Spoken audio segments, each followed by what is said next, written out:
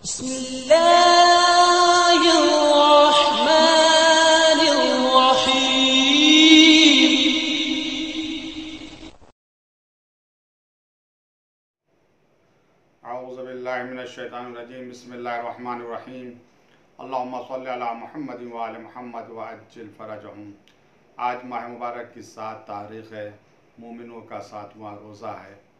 आज के दिन की दुआ का सवाब कुछ इस तरीक़े से बयान किया गया है। जो शख्स इस दुआ को पढ़ेगा, परवरदिगार उसका अमल 1000 सिद्दीक़ के बराबर कर देगा। 1000 सिद्दीक़ का अमल, सिद्दीक़ों का अमल एक तरफ, उसका अमल एक तरफ। आज की दुआ यहाँ से शुरू होती है। बिस्मिल्लाहिर्रहमानिर्रहीम अल्लाहुम्मा अइन्नी फ़ीहि अला सियामिही व क़ियामिही व जन्निबनी फ़ीहि मिन हफ़वातिही व आसामिही वर्ज़ुक़नी फ़ीहि ज़िक्रका बिदवामिही बितौफ़ीक़िका या हादियल मुज़ल्लियीन। क्या मांगा है आज अपने परवरदिगार से? ए मेरे अल्लाह, आज के दिन मदद मेरी फरमा रोज़ा रखने पर, नमाज पढ़ने पर। ए मेरे अल्लाह, हमें गुनाहों से, बेहुदा बातों से दूर रख आज के दिन, और हमें रिज़्क़ दे कि हम मुसलसल तेरा ज़िक्र करते रहें। यह ज़िक्र मानवी का रिज़्क़ है। अपनी तौफ़ीक़ के वास्ते से या हादियल मुज़ल्लियीन, ए गुमराहों को हिदायत का रास्ता दिखाने वाले। मैं पहले जुमले की थोड़ी सी शरह करना चाहता हूँ। अल्लाहुम्मा अइन्नी, ये मेरे अल्लाह मदद कर आज के दिन, इस महीने, अला सियामिही व क़ियामिही, रोज़े पे और नमाज के लिए, यानी मेरी मदद कर ताकि मैं रोज़ा रख सकूँ, मदद कर ताकि मैं नमाज को पढ़ सकूँ। ये जो रोज़ा माह मुबारक रमज़ान में रखा जाता है, इसके फ़ायदे क्या हैं? 3 फ़ायदे मुख्तसर अल्फाज में मैं आपके सामने बयान कर रहा हूँ। सबसे पहला फ़ायदा तरबियती फ़ायदा है रोज़े का, असर तरबियती। किस बात की तरबियत होती है? इंसान की रूह को रोज़ा लताफ़त और रहम अता करता है। इरादे और अज़्म को कवी करता है ये रोज़ा। जब इंसान रोज़े से होता है तो उसकी रूह में लताफ़त आ जाती है, नरमी आ जाती है, रहम आ जाता है, और इंसान का इरादा कवी हो जाता है, उसका अज़्म कवी हो जाता है। ज़ाहिर सी बात है, रोज़े में इंसान अपने इरादे से कुछ नहीं खाता, कुछ नहीं पीता, और पसंदीदा चीज़ों से दूर रहता है, तो उसका इरादा कवी होता है। यही क़ुव्वत इरादी आगे चलकर इंसान को बहुत फ़ायदा पहुँचाती है। इंसान रोज़े में अपनी ख्वाहिशात पर लगाम लगाता है, वो हैवानियत से निकलकर फ़रिश्तों की सफ़ में आ जाता है। और रोज़े से सबसे ज़्यादा अगर कोई परेशान होता है तो शैतान परेशान होता है, क्योंकि शैतान इंसान का भी दुश्मन है, इंसान की रूह का भी दुश्मन है।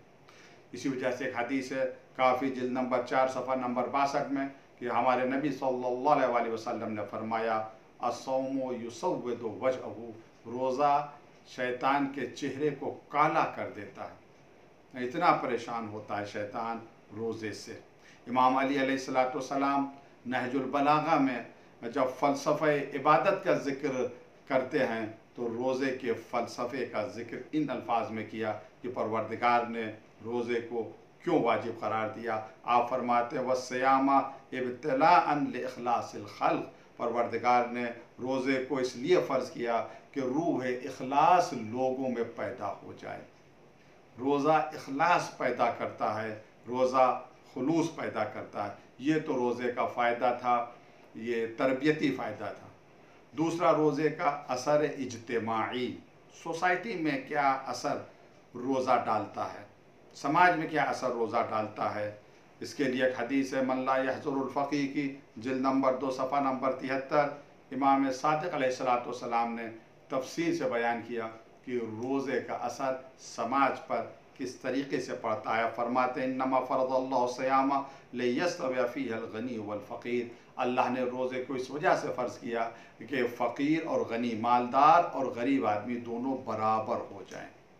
मालदार के पास जितना माल क्यों ना हो, अरबपति हो, खरबपति हो, मगर रोज़ा उसे खुद रखना है।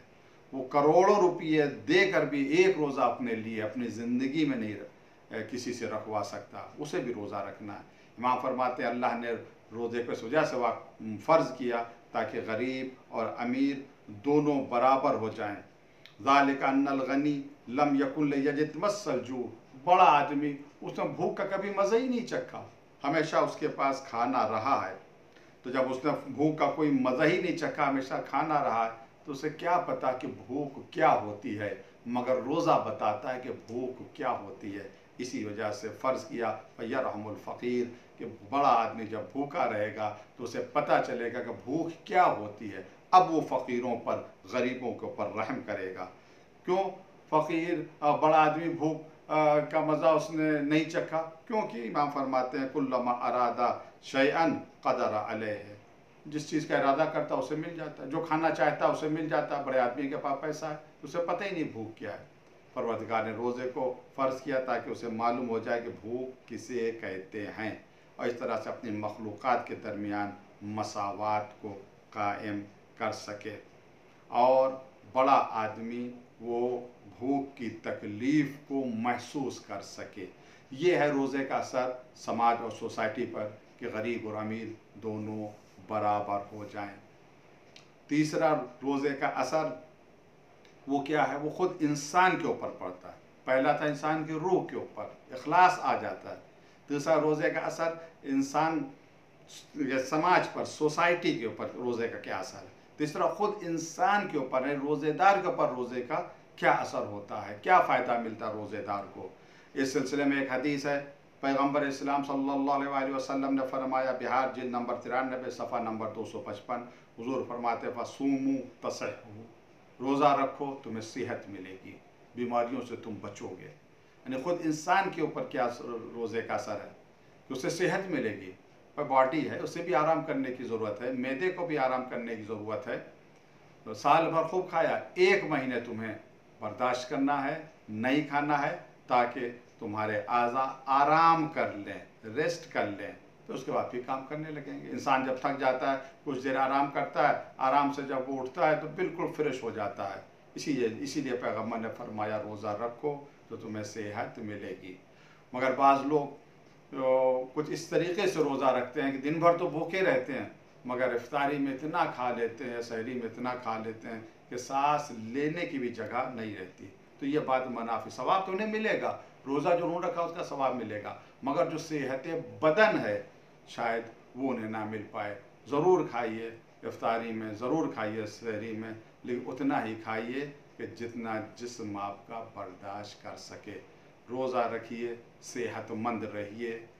परवरदिगार हम सबको तौफीक दे कि हम ऐसा रोज़ा रखें जिसका असर हमारी रूह के ऊपर भी पड़े, हमारे समाज के ऊपर भी पड़े और हमारे जिस्म के ऊपर भी पड़े। अस्सलामु अलैकुम व रहमतुल्लाहि व बरकातुहू।